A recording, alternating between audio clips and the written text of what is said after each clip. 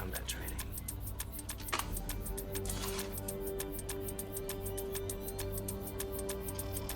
Jiujitsu.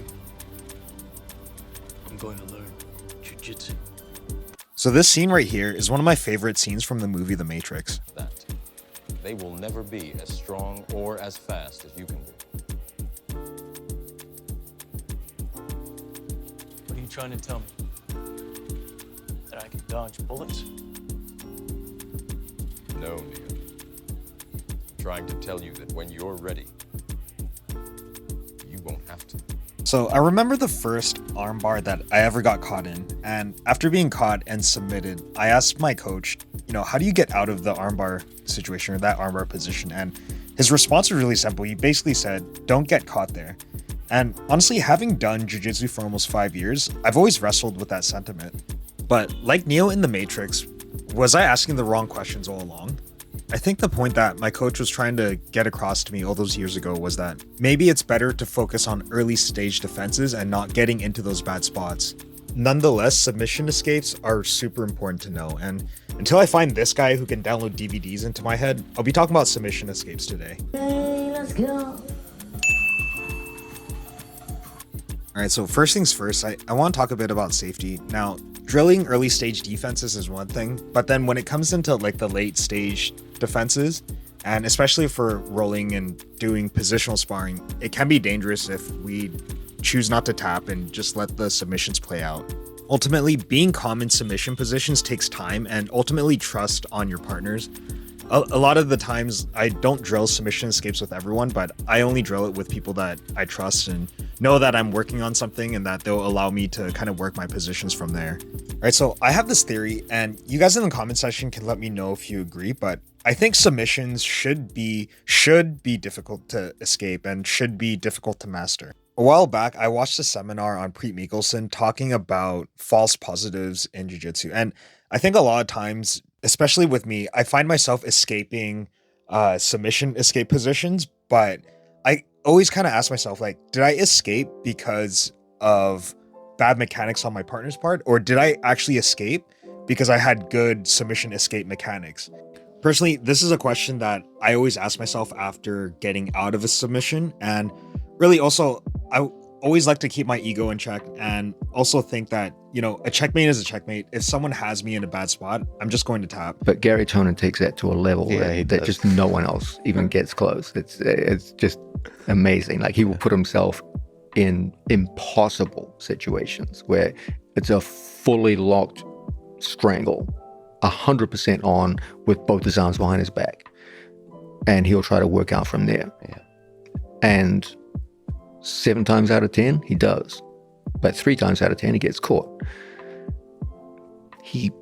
I'm a huge advocate of handicap training, where you handicap yourself to work on skills. He's took that to heart to a level that few people, I believe, can. All right, now, how are submission escapes drilled? Well, I found that a lot of the really good submission escape instructionals break down submission escapes all the way from early, mid, and then late stage. With early being almost like you can sense in a pin situation your opponent's trying to go for the submission. Mid is when it's kind of locked up, but it's also not fully committed. And then late stage is when you're fully locked in and it becomes go time to immediately start to escape that position. Funny enough, what's helped me personally is actually blending aspects of early pin escapes with early stage submission escapes, just to kind of see like the similarities between the two and what the body positioning of someone would actually do if they were to start to work their submissions from a pin, for example. All right, so the best resource to learn submission escapes is to actually first learn the submissions themselves. And I like to start with the Enter the System series by John Danaher. The series is great for knowing the mechanics of the popular submission positions. And also, like, you see submission, like armbar, for example, in different contexts. Like, for example, like the from guard, armbar from mount, and all that. And then you'll kind of be able to piece together the similarities to see where the early stage defenses are. From there, once you start to have good, strong finishing mechanics, it then becomes a game of back engineering and denying all the mechanics that you know will work for the finish, and then just denying that whenever you're trying to escape. All right, so I don't know how best to put this, but given how broad jiu-jitsu is, there's going to be a lot of weird submissions that you're going to encounter, and maybe some submissions that are quote-unquote not within the meta.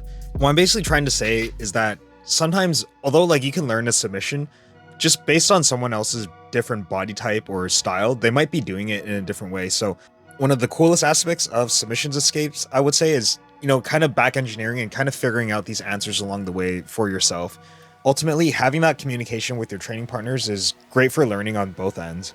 All right, so I really enjoy studying Craig Jones to see how he chains submissions, and I find the moments where you see the reasoning behind why he decides to change into different submissions is kind of like the opening for you to work submission escapes. From there, it just becomes a study of back engineering what you're denying whenever someone's trying to work their submissions. A good starting point is systematic submission dilemmas, and another one that I would give a big shout out to is the anti-wrestling, because there's actually a lot of headlocks and back takes from there that you can kind of see and kind of work backwards from. So I was asked recently why the Pillar of Defense series isn't like one of the first foundational go-to instructionals, especially for that pin escape video.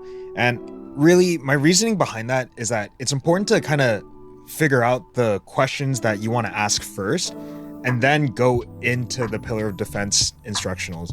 The Pillar of Defense series more or less goes through pretty much all of the common escapes that you'll encounter, and maybe even some questions that you don't even know that you wanted to ask about. What's great too is that the series is broken down into early, mid, and late stage escapes, and then also an end game section that tells you when it's time to throw in the towels. All right, so this instructional, I ended up watching, no, not twice. I ended up watching it, I think 4 times.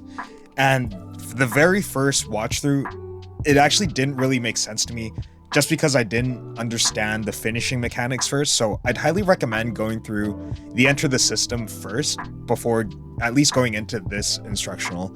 The challenge for me when I first watched this instructional was that I didn't know what exactly I was denying because I didn't know the finishing mechanics. That being said, I would say hands down, this is probably one of the best instructionals, especially on developing a more offensive game. A big takeaway from watching this instructional is that the most vulnerable time for your opponent is directly after escaping a submission attempt. Here's a little excerpt where immediately after escaping the armbar, he's going into the cross ashi, or like the leg entanglement. And that's a huge part of this DVD, is that for every escape that exists out there, he's always thinking about another way to chain another attack.